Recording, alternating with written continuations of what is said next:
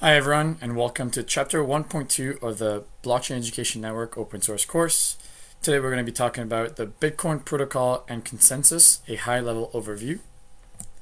This module was created by Evan Howard. You can find him on Slack at ehoward35.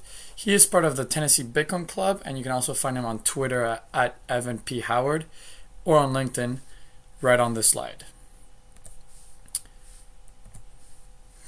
Today we're going to be talking about what is a distributed consensus. We're going to talk about the peer-to-peer network and what is the blockchain. So what is a distributed consensus? Let's first define what consensus and distributed mean. Consensus is a collective decision-making process or agreement between different people about what is true or false. Distributed implies a portion individual is giving, especially if something is definite or limited in amount or number. One good analogy about this is voting. The goal of voting is to reach consensus as to who will run a company or a country. Distributed is the task of voting.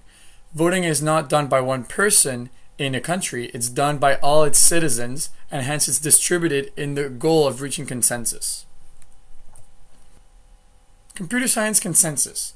Nodes plus work equals distributed consensus. So what is a node? A node is an individual that make up the collective decision-making group in a computer network. So basically a node runs, let's say in Bitcoin, runs the Bitcoin software and validates transactions. A full node can also mine, thus adding blocks into the blockchain. Now those nodes to verify transactions or blocks, depending if they're full or not, do work. These nodes do computational problems to prove the validity of certain transactions with an algorithm called proof of work that we'll see later on in this course.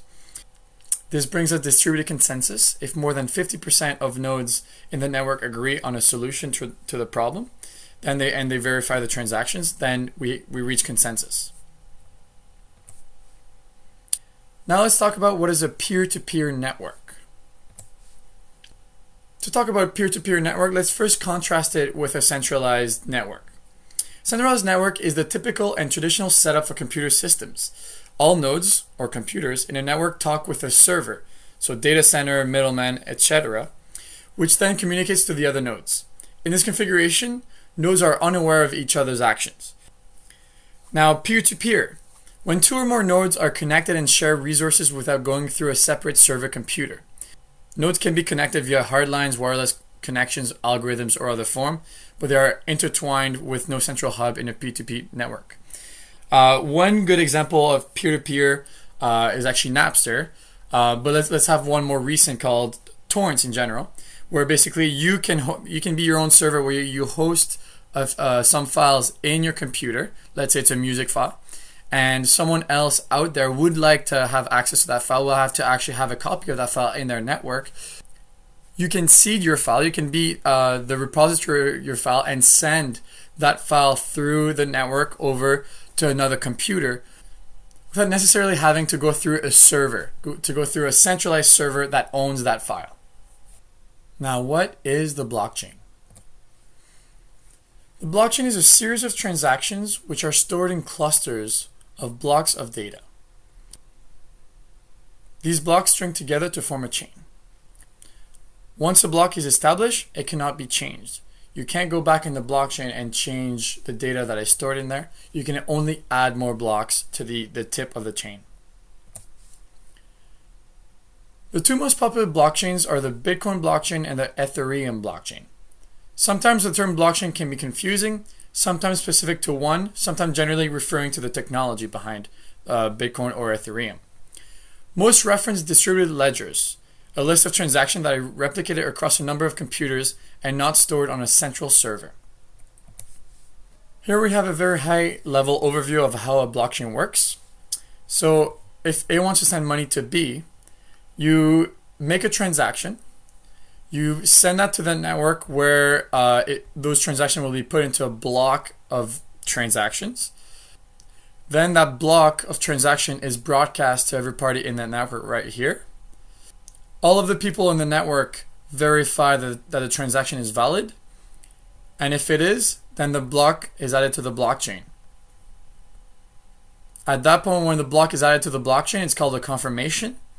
Usually, if you're doing a high value transfer of money, you want to have 6 confirmations. But one confirmation is actually already quite secure. There's a common themes with the blockchain. It usually contains financial transactions. It doesn't have to be that, but usually contains any sort of transactions possible. It is replicated across a number of systems in almost real time. It exists over the peer-to-peer network, uses cryptography and digital signatures to prove identity, authenticity, and enforce read and write access rights, contains mechanisms that make it hard to change historical records or easy to detect when an actor is attempting to do so. There's a very good analogy. A block could be thought of as a page in a book. If a page is taken out or altered, the rest of the story will not make much sense. It will be easy to tell something was changed or removed. Thank you very much. If you have any questions, make sure to ping @ehoward35 on Slack or on Twitter @EvanPHoward.